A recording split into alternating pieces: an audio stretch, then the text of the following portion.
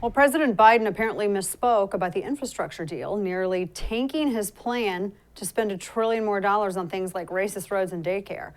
John Davidson, political editor for the Federalist, is here to tell us whether or not the president can get that plan back on track and also still keep the loyalty of the progressive wing of his party. John, good to see you. Thanks for joining us. Thanks for having me. I kind of feel as though so. that. Oh yeah. Well, I was going to ask you real quick though.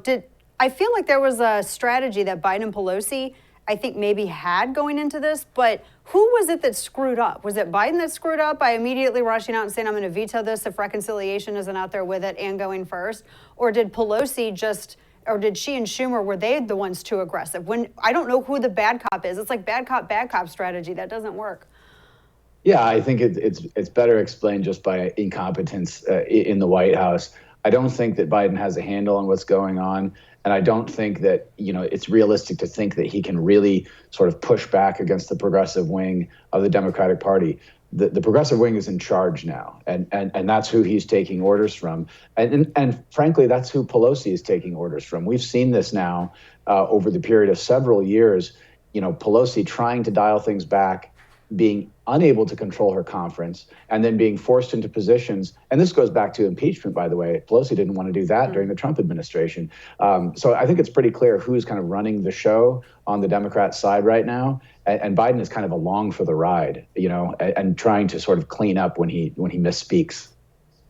Yeah, it just, to me, I thought that was kind of disastrous that he went out there the way that he did. I know McConnell had made a statement, I think it was earlier today. He said that he was hoping that because Biden had already made mention of maybe perhaps decoupling, for the lack of a better way to put it, the infrastructure from reconciliation. But it doesn't seem like Pelosi and Schumer are going to follow the president's lead. I know that's something that McConnell had hoped for in his statement.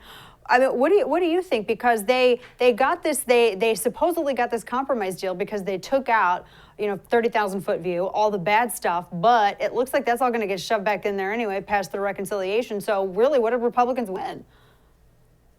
Not much, and it shows the folly of Republicans trying to negotiate and sort of strike deals with a Democratic leadership in Congress that's totally committed to these radical bills and these really transformative pieces of legislation.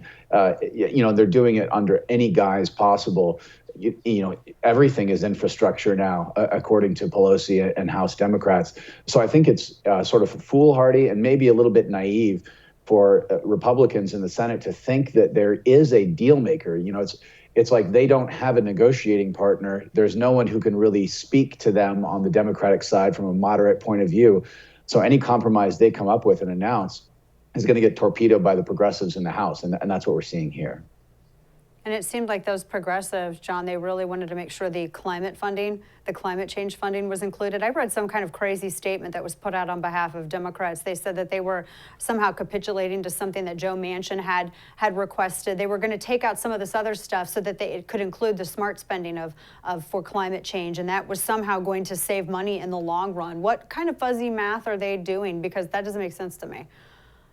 Well, when you're dealing, we have to understand you're dealing with ideologues. And so when, infrastructure is climate change, and when national security is climate change, when the border crisis is climate change, you can't have any meaningful conversation about actual infrastructure, roads, bridges, things like that, because everything is going to be twisted around to serve their ideological interests, which is to increase government spending, bring everything under the umbrella of climate change and social justice, and fighting inequities and anti-racism, and we see that, and we saw that during the Obama administration. These offices in the State Department that were completely devoted to climate change as foreign policy, and now we're seeing that sort of on a legislative level with what Democrats are trying to do with these infrastructure bills. Yeah, well, and that infrastructure bill, John, what are we actually getting in this bill? I mean, what did they take out to even get 11 other Republicans to kind of agree to it? And I don't even know where those other Republicans are standing. If they end up pushing reconciliation through first, I don't know where those other Republicans stand. I would imagine they'd have to oppose it. But from what I remember from the initial reading is that there wasn't a whole heck of a lot of actual infrastructure items that were getting taxpayer dollars. No, when you look at, the New York Times published this a little while ago, really helpful sort of pie chart that showed visually what the infrastructure spending was going to go to.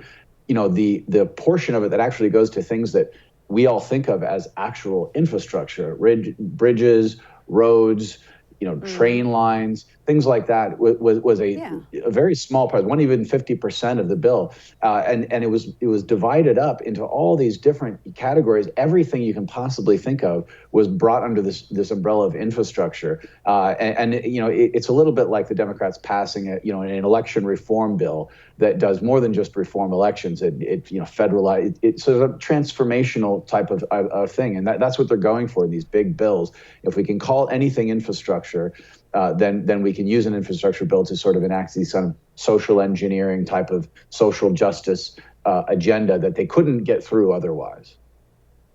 I have no idea what this is going to do in the Senate. What is your expectation of how well this performs, especially if they're able to succeed in pushing, as Pelosi apparently and Schumer would like to do, having not only reconciliation but pushing that through first? Where do you see this going?